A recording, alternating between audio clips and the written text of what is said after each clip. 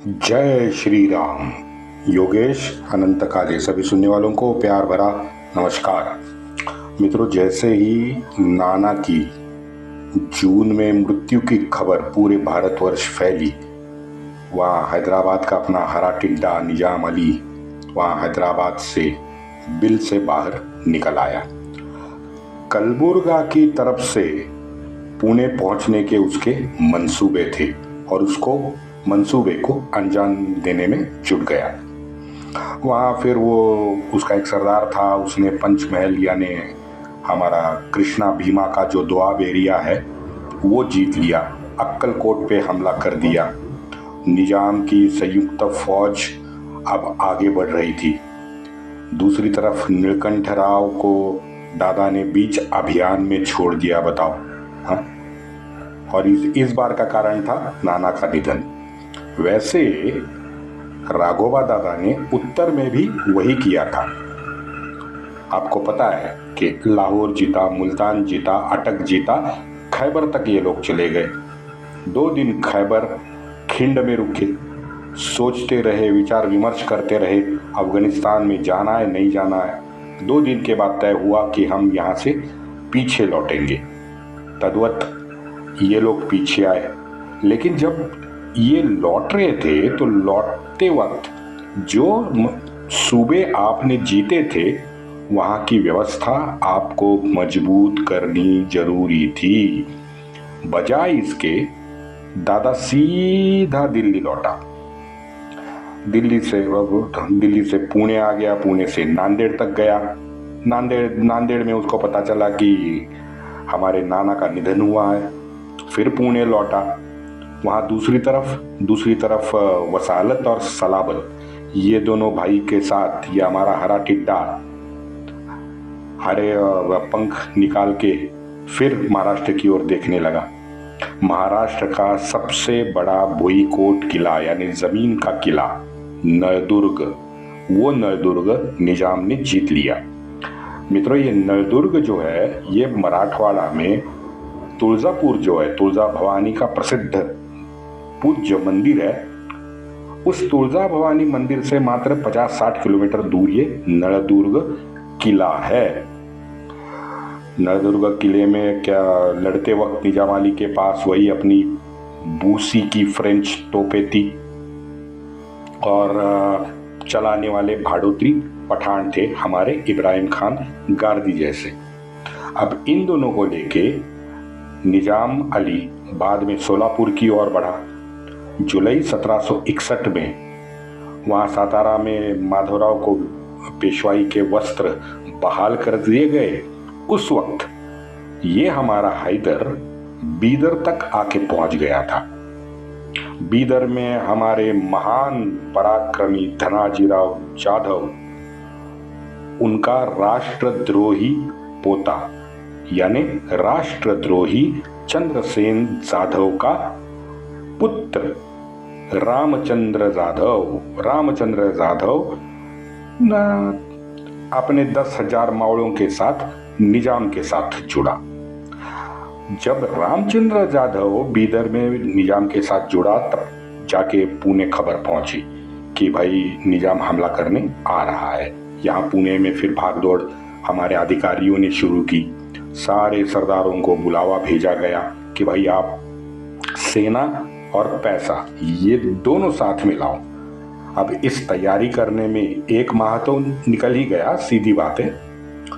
20 अगस्त को 1761 आते आते बहुत सारे सरदार पुणे में जमा हो गए। 50,000 से ज्यादा मावड़ों की संख्या उस वक्त पुणे में थी। आपको वो त्र्यंबक पटवर्धन का वाक्य याद है ना, जो मैंने पिछले एपिसोड में कहा था, पुनश्च हरि ओम। ये 50,000 की जो संख्या है ना, ये उसी का यथार्थ दर्शक बना हुआ था उस दिन 20 अगस्त आते आते। लेकिन मित्रों, विशेष बात ये है कि इंदौर से हमारे मल्हारबा और नागपुर से जानोजी राव, ये बड़ा प्रमुख सरदार अभी भी पुणे पहुंचे नहीं थे।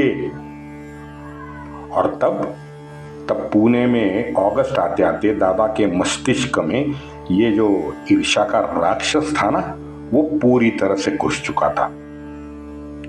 29 अक्टूबर 1761 का दादा का एक पत्र है जो उसने अपनी भाभी गोपिकाबाई को लिखा है। भाषा देखो, बदलती हुई दादा की भाषा देखो। हम नाना साहेब और भाऊ साहेब के शागिर्द हैं, सोच समझ के ही सब काम करते हैं, हड़बड़ी में कोई काम नहीं होगा। वैसे तो ये जोक है। हाँ, आगे लिखता है, माधवराव को मर्यादा का पालन सिखाना पड़ेगा। राघोबा दादा का अहंकार देखो, बदलती भाषा देखो, रगेल भाषा, दादागिरी की, मारदवता वगैरह बिल्कुल नहीं है भाषा में। और मुझे तो यकीन है कि वो बोलता भी वैसे ही होगा। आगे दादा लिखता है, शायद 15-20 दिनों में निजाम से 2 हाथ करने पड़े। ये सारा जिम्मा माधव राव का है। अब देखो, आप इतने 4 वाक्य में राघोबा दादा 2 बार माधवराव का नाम लेता है। मुझे तो ये लगता है कि ये तो मानवीय स्वभाव है। आज भी हम कहते हैं कि भाई, पुराने ज़माने में कहते हैं 2010 तक कि नहीं, ये जेनेक्स जनरेशन है। अब तो भाई जेनेक्स भी बहुत पुराना हो गया। अब तो कहते हैं जेनेक्स का और जेन जी का प्रॉब्लम है। देखो, अब जेन जी नया आ गया, अब और 5 साल जाने दो, कोई दूसरा एक वर्ड, पता नहीं कौन सा वर्ड, लेकिन कुछ ना कुछ तो वर्ड ये निकालेंगे कि भाई नहीं, अभी जेन जी का ज़माना है, जेन ए का ज़माना है, जेन एक्स तो बहुत पुराना हो गया, वगैरह वगैरह वगैरह। मुझे लगता है ये माधवराव राघोबा दादा का प्रॉब्लम है, ये वही है। मल्हार बा को भी आपने देखा होगा, यही सेम प्रॉब्लम आया था। नए पीढ़ी का सेम प्रॉब्लम मल्हार बा को आया था। वैसे ही अब थोड़े दिन जैसे गुजरे, राघोबा दादा को आ गया, क्योंकि राघोबा दादा में कपट था मन में। दादा दरअसल पूरे के पूरे मराठी शाही का पीछे बैठकर अधिकार चाहता था। आजकल हमारा एक वो अधेड़ उम्र का युवा नेता घूम रहा है ना, पूरे विश्व में घूमता है, पता नहीं सबको गाली देते फिरता है। पंतप्रधान का, मैं भारत सरकार का एक अधिकृत कागज उसने सबके सामने फाड़ दिया था। पता है ना आपको। आगे बढ़ते हैं, बस वही है, वही यही सब ये मन की सोच है जो हर एक की अलग होती है। माधवराव दादा के हर निर्णय के विरुद्ध सोच रखने वाला था और मुखर भी था अपनी माँ की तरह। आगे दादा उस पत्र में लिखता है, हमारे सामने तो आज्ञा का पालन माधवराव करते हैं, लेकिन उसके बाद उस निर्णय में अड़ंगे भी लगाते हैं। अब जैसे ये राघोबा दादा चाइल्डिश बन गया। 16 साल के माधवराव से अब 1-to-1 झगड़ना शुरू हो गया। बताओ इसको क्या कहें। जाहिर है माधवराव नए पीढ़ी की नए सोच रखने वाला तेज तर्रार और बुद्धिमान युवक था, और उसके सामने कौन था? ये चाइल्डिश, ये देने वाला, रीजंस देने वाला, ये स्वार्थी हमारा राघोबा दादा। अब इसको तो माधवराव से परेशानी होनी है। वही हुआ, हर चीज में वो माधवराव से टकराता था, हर चीज में। वहां पुणे में सारी फौज एक साथ जमा होने पर पौष और माघ, ये 2 मास के अंदर हम मुख्य लड़ाई के लिए तैयार होंगे, दादा कहता है। अब इस बीच कितने महीने, दादा कहता है आगे, इस बीच 2-4 में किले अगर हमारे हाथ से निकल गए तो उसको उठाने में हम लोग सक्षम हैं। आज जो चारों दिशाओं से हम पे हमला हो रहा है, एक बार निजाम को निपट ले, सारा का सारा माहौल ठंडा पड़ जाएगा। आगे श्री कृपा, जो होना है वही होकर रहेगा। ये पूरा नाना का पत्र है। पत्र की भाषा आपने समझ ली। आपको सुन के ही नाना का दादा का अहंकार भी ध्यान में आया होगा, और उसकी जो बेचैनी है मन की, वो भी आपको सुनाई दी होगी। उसके मन की दोलनमय अवस्था भी आपको सुनाई देती होगी। लेकिन ये राघोबा दादा की गत 15-20 साल से वृत्ति रही है। सामने गोपिका बाई को उसने पत्र लिखा था अपने भाभी को। गोपिका बाई तो भाई राजकारण धुरीन, स्पष्ट वक्ती, निडर महिला थी। तुरंत उसने दादा को उत्तर लिखा है। उसने लिखा, इस बार प्रसंग बहुत गंभीर है। इस समय 2 कदम पीछे लेने में, निजाम से संधि करने में फायदा होगा और यही उचित भी होगा। दादा ने तो इसे तुरंत अस्वीकार कर लिया। दादा ने उल्टा पत्र लिखा, ये कदापि स्वीकार्य नहीं है। अगर गर्दन झुका के संधि की बात हमने की तो शत्रु पक्ष हमारे कंधे पे बैठ जाएगा। अच्छा, ये हो गए 2 वाक्य। दादा का तीसरा वाक्य देखो। फिर माधवराव बीच में आए, इस नए पीढ़ी के लिए हम सब कुछ कर रहे हैं। जन्म भर घोड़े पे बैठ के सिपाहीगिरी हम करते आए हैं। मेहनत में कोई कमी नहीं रखी।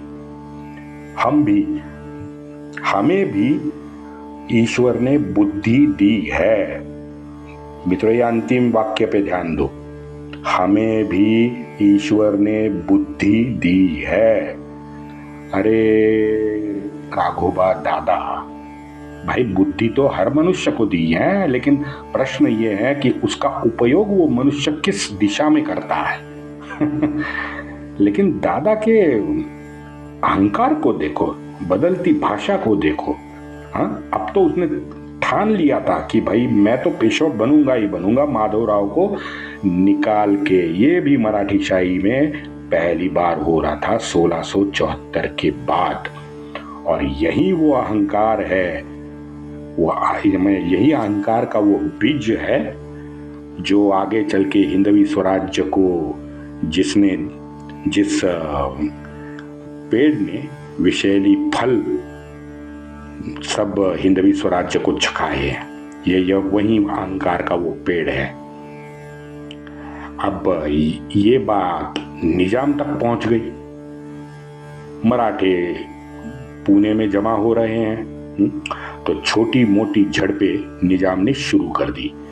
वहां संभाजी नगर में तो निजाम की एक फौज घुस गई, टुकड़ी घुस गई। मराठों ने उस निजाम के टुकड़ी को फिर एक बार वहां ठोका है 1761 में। फिर वहां से भाग के निजाम कायगांव आया। कायगांव तो बहुत प्रसिद्ध तीर्थ स्थल आज भी है। नवंबर 1761 में छत्रपति संभाजी नगर में मात खाया ये हरी टिड्डा अब पूरी तरह से बौखला गया था। कायगांव में उसने मंदिर तोड़े, मूर्तियों को भग्न किया।